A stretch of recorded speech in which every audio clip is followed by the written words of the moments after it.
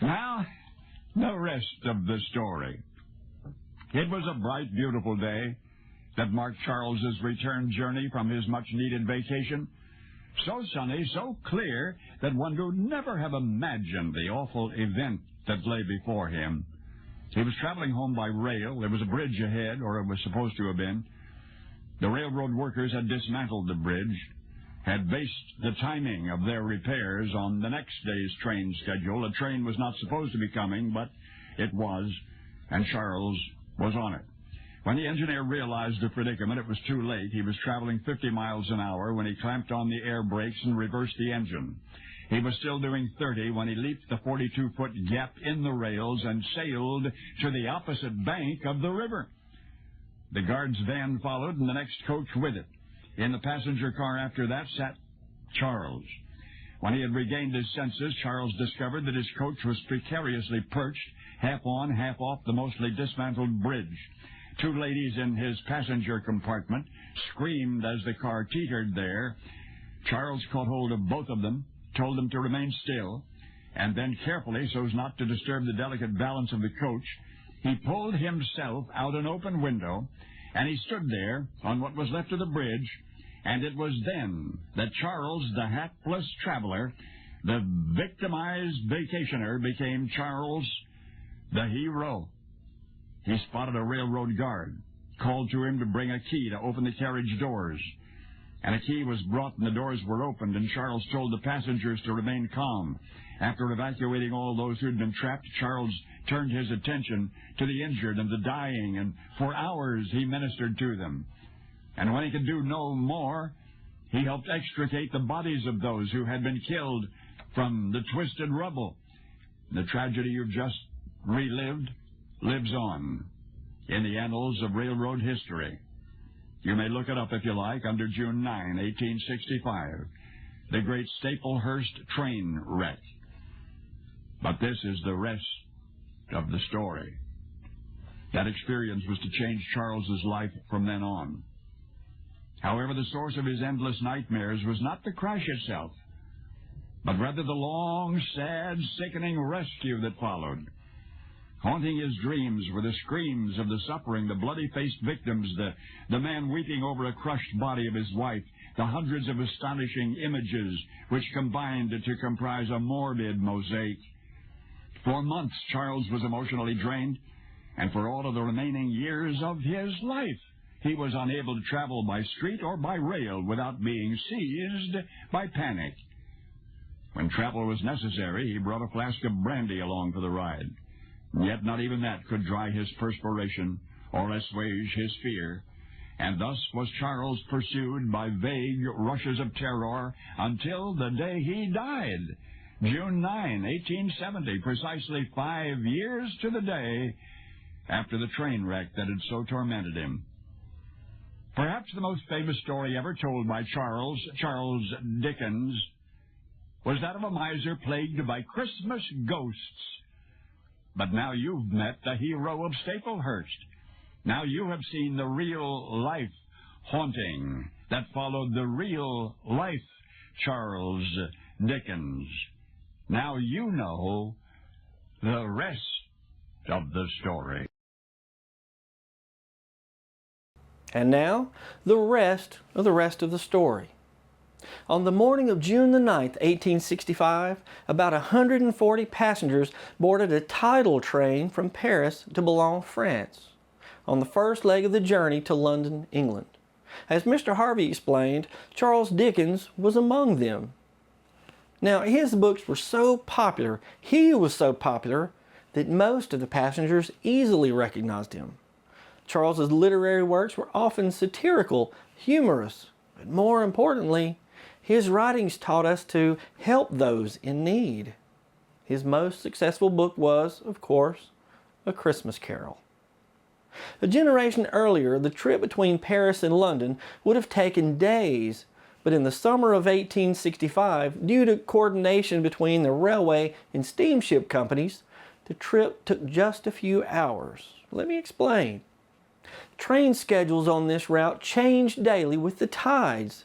The steamships ferried passengers across the English Channel during high tide. French and British railways altered their train schedules so they could drop off and pick up passengers from the ferry. These were called tidal trains. Charles traveled first class on this tidal train. Through the forests and fields of northwestern France, the train glided over the tracks on what was described as a beautiful day. In Boulogne, they boarded the ferry and crossed the English Channel. Everyone aboard seemed happy and delighted with the trip. That was a quote. One traveler reported that, "Although I had performed the journey on many occasions, I don't think I ever had a more delightful trip, as the sun shone brilliantly the whole of the time we were afloat, and the sea was without ripple." At about 2:30 p.m., the passengers arrived at Folkestone, England, where they boarded a tidal train bound for London. This route still exists today and is still made up of two sets of tracks, an up line and a down line. Upline trains traveled from Folkestone to London. Downline trains went from London to Folkestone. Charles was on the upline train, which traveled between 40 and 50 miles an hour. 33-year-old Henry Binge was a foreman of a work crew that had been making repairs to the bridges along the route. Between Headcorn and Staplehurst, about 60 miles south of London, the railway line crossed a 100-foot iron bridge over a small valley through which the river Belt flows. During the winter months, the river held enough water to float a ship, but during the summer months, the water dried up to a trickle and the river basin was a muddy mess. On this summer afternoon, little water passed under the bridge. The bridge's cast iron girders sat on brick piers. The iron rails were attached to wooden timbers or cross ties, which were fastened to the bridge girders. These cross ties tended to rot with time, and the damp English weather made them rot even quicker. Henry's crew was tasked with replacing the rotten cross ties, which, took about an hour per section. At 2:45 p.m., Henry watched as an up train passed his work site right on schedule. According to his schedule, the next up train was not due until 5:24 p.m., which gave them plenty of time to make the repairs. As soon as the train passed, Henry signaled for his workers to begin. Railway policy at the time required a signalman to be a minimum of 1,000 yards from a work site where rails were removed to give the trains enough time to stop. The common method of measuring this required distance was for a signalman to walk along the tracks until he was 10 telegraph poles away from the work site. Signalman John Wiles walked along the line and stopped when he reached the 10th telegraph pole. But because the ground in the area was softer than in other areas, the poles were placed closer together. The signalman was only about half the required distance from the work site. Henry's crew had removed one section of rails and timbers and was working to remove a second set when he heard two blasts from a steam whistle. The train's driver had seen the signalman, gave the two blasts to alert the brakeman to set the brakes, shut off the steam of the locomotive, and reversed the engine. With the weight and speed of the train, it needed a minimum of 700 yards to stop, but the signalman was only 500 yards from the work site. There was nothing anyone could do. At the bridge, the passengers heard, this is a quote, "a deep and heavy noise and felt two terrible jolts." As the train's engine crossed the iron bridge, several of the passenger cars derailed and crashed into the muddy riverbed below. One of the cars was dangling precariously from the bridge. Charles occupied a seat on this dangling car. Charles said later, "Suddenly we were off the rails and beating the ground as the car of a half-emptied balloon might do." The serenity that the passengers had known the whole of the trip was shattered and replaced by moans and screams. The occupants of the dangling car, including Charles, quickly scurried out of the windows. The doors on the train cars were locked to prevent people from going between cars, which was unsafe. Although they were all in shock, every able-bodied survivor hurried to the remains of the shattered carriages. The scene was one of death destruction and chaos. Twisted metal and wood projected from the little amount of water in the river. Luggage and other personal items were strewn all around.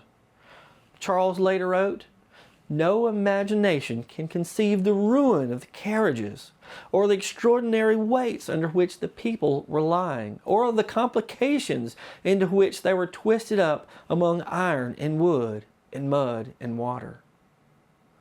Charles ran to give whatever aid he could.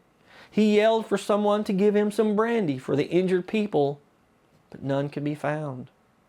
Charles filled his hat with water. He washed the faces of the injured and gave them water to drink. Still in shock himself, Charles ran to every person he could find and tried to provide as much comfort as possible. Charles tried to calm everyone around him as he himself struggled to remain calm. Charles and the other uninjured passengers helped the injured to the bank of the river.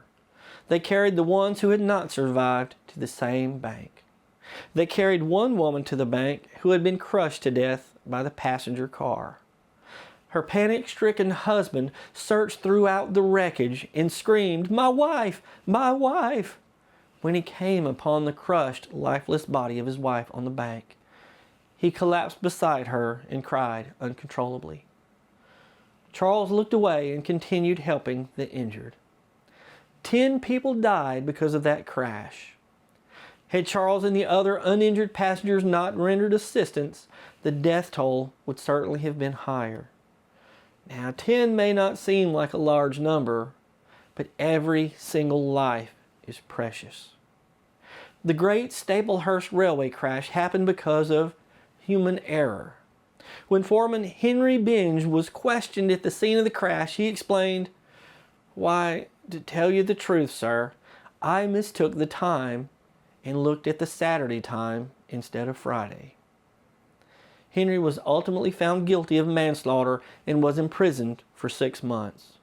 But the sorrow that he endured was worse than any prison sentence. He was eventually committed to the Kent County Lunatic Hospital, where he spent the remainder of his life. Charles Dickens never got over the Staplehurst crash. Although not physically wounded, he suffered from bouts of nervousness and shakiness for the rest of his life. Today, we call this post-traumatic stress disorder. Charles said that he remained calm and gave assistance, but afterwards he was quite shattered and broken up. 3 months later, Charles was to be the guest at a dinner with other writers, but could not attend due to the shock he sustained in the crash. He avoided traveling by train, which was the main mode of transportation to destinations outside of London. 3 years after the accident, he wrote, "To this hour, I have sudden vague rushes of terror, even when riding in a hansom cab, which are perfectly unreasonable but quite insurmountable. I used to think nothing of driving a pair of horses habitually through the most crowded parts of London. I cannot now drive, with comfort to myself, on the country roads here, and I doubt if I could ride at all in the saddle." As Mr. Harvey explained, Charles died 5 years to the day from the Staplehurst crash.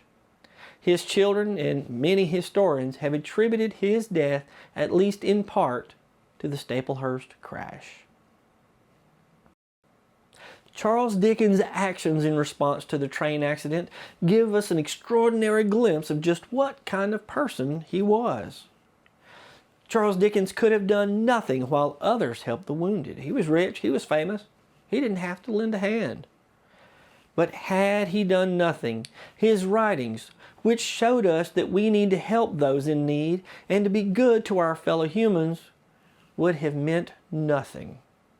But he did do something. He helped. Now, if I were put into a situation such as Charles Dickens was, I hope that I would help. What about you? Would you help? I'm Brad Dison. Thanks for watching. And now you know the rest of the story.